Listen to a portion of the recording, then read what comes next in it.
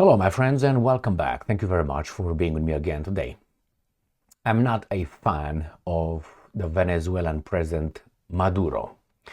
I'm not a fan of our elected officials either, for obvious factual reasons. But let's analyze who's the terrorist here, who's the bad dude here. Well, I think they're both bad dudes. The problem is one bad dude wants to get rid of another bad dude.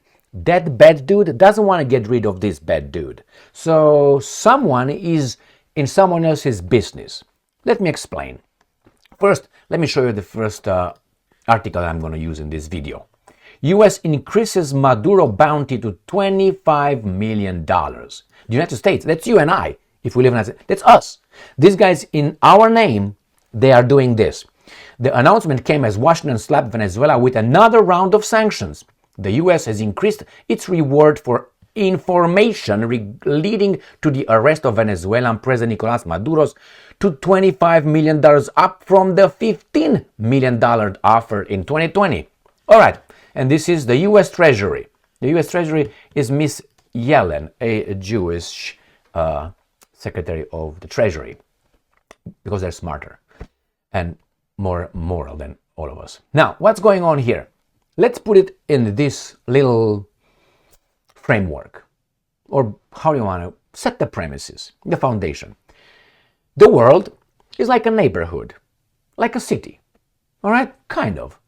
I have my household here with my family. Let's say I have an extended family. So I have brothers, mothers, wives, wife, children and all that. And then there are other guys living in their households.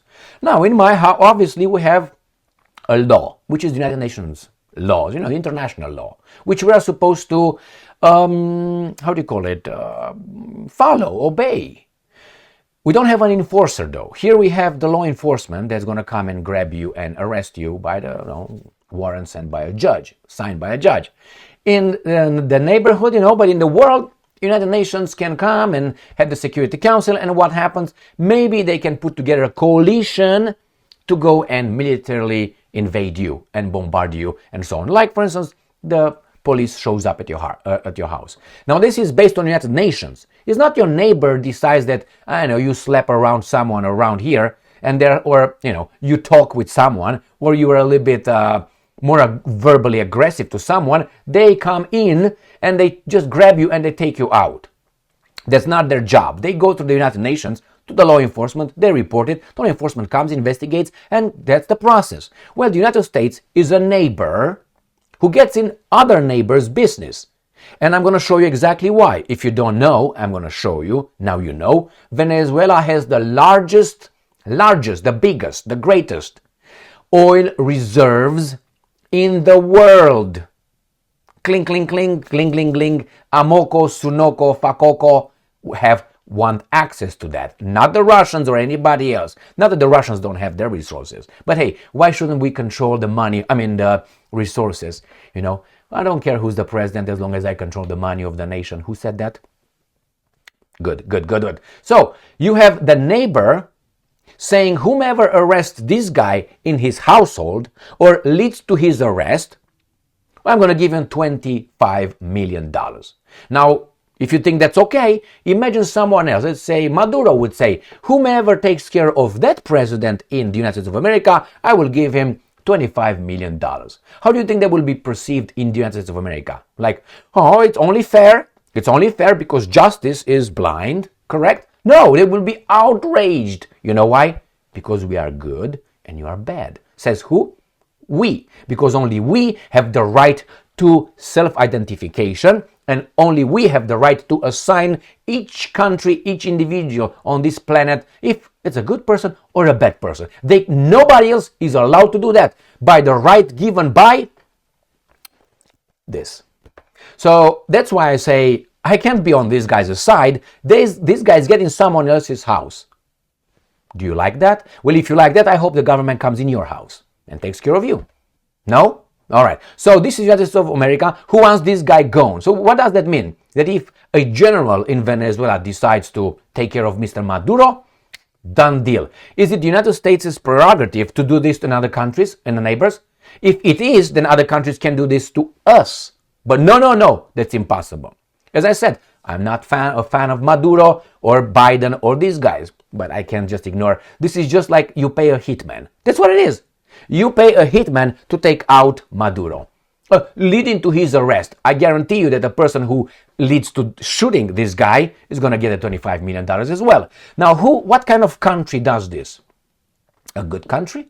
Remember, Venezuela is an independent sovereign country. So is the United States of America. There's no higher level here. No, I know there's some human rights violations in Venezuela, but in the United States of America, there's none. Zero. We are perfect, we're told. Unless we talk about, things that we are supposed to feel ashamed of. They beat you down, not beat you down, beat you down with the slavery, with this Vietnam, with the Second World War. We didn't get too many of them, all those guys. Now, then you have to feel ashamed of you. Then you say, oh, we're so much very, very, but everybody wants to come here from Africa. Not everybody, but you know what I mean? So this is the first topic. Let's go to the second one. United States issues new ultimatum to Maduro. The United States of America did not recognize another country's leader due to their fraudulent, these guys say, elections. The Venezuelan leader should step down, says another country, from the neighborhood. The neighbor tells me that I should not be the head of the family in my family. But I can't tell them the same thing. Why? Because they're better than us, somehow. The Venezuelan leader should step down before his current term ends or things will get worse, quote unquote, the U.S. envoy has said. Who acts like this? Who acts like this? A bully? A terrorist? Both? Next one. Venezuela intends to build a multipolar world together with BRICS. That's the problem, my friends. This guy is not following these guys' orders. He wants it on his own terms. And it's not like, you know what, I don't want to deal with them, but these guys want to control the natural resources of Venezuela fully, like they did in 1953 in Iran, remember? When then the Prime Minister Mossadegh said, we're going to nationalize our oil from the Brits and so on. Who overthrew him? The Iranian people who love democracy. And who did they bring? A Shah, Pahlavi, Reza. Good job. A tyrant versus a democratically, elected official, or whatever he was, Mossadegh. With the help of whom? British and CIA. Thank you very much. Like we don't know. And then we move forward to 1979. The Islamic Revolution. They took our embassy. They surrounded it. The hostages. Go back to 1953. How about that for a change?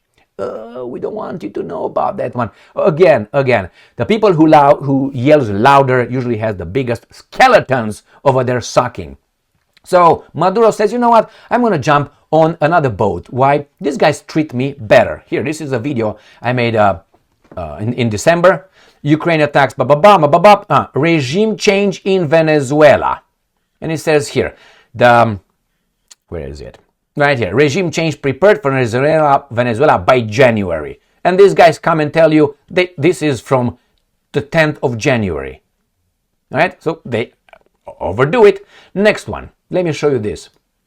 Oil reserves of Venezuela. The proven oil reserves in Venezuela are recognized as the largest in the world. Largest in the world. All right, slightly more than Saudi Arabia.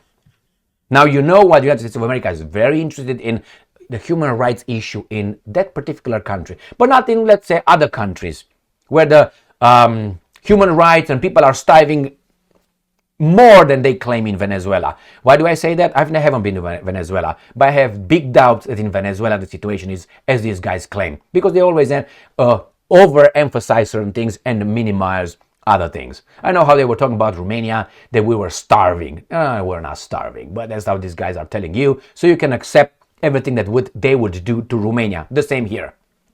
So, who's the worst entity here?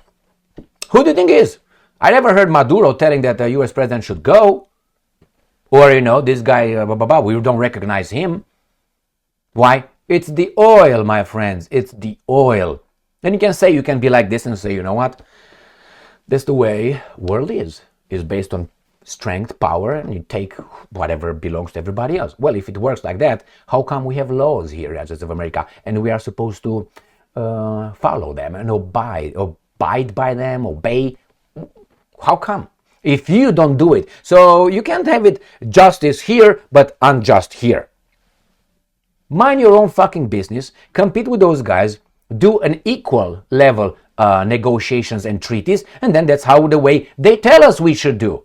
When Russia is doing the same thing with other countries, let's say, oh my God, look at the Russians. But when I haven't heard the Russians ever say such a thing like this, guys.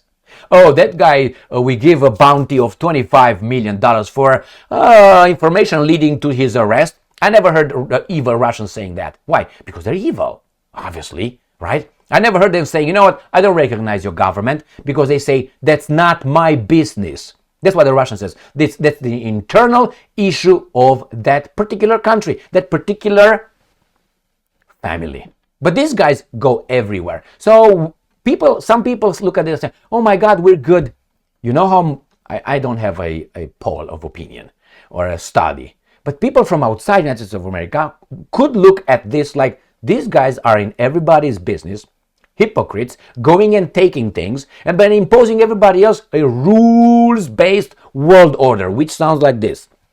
The rules are like this, according to the circumstance and my will.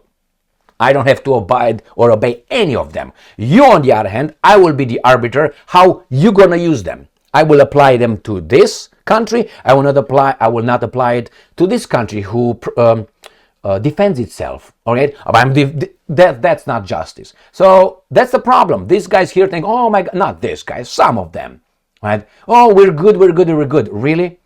I don't think anybody's good. I don't think the Russians are good. I don't think the Romanians are good. I don't think the Albanians are good. I don't think the French are good. I don't think the Venezuelans. We're all good and bad. It's just a proportionality between good and bad. That's what it is. But these guys look in black and white terms, in good and evil, like infantile individuals. Why?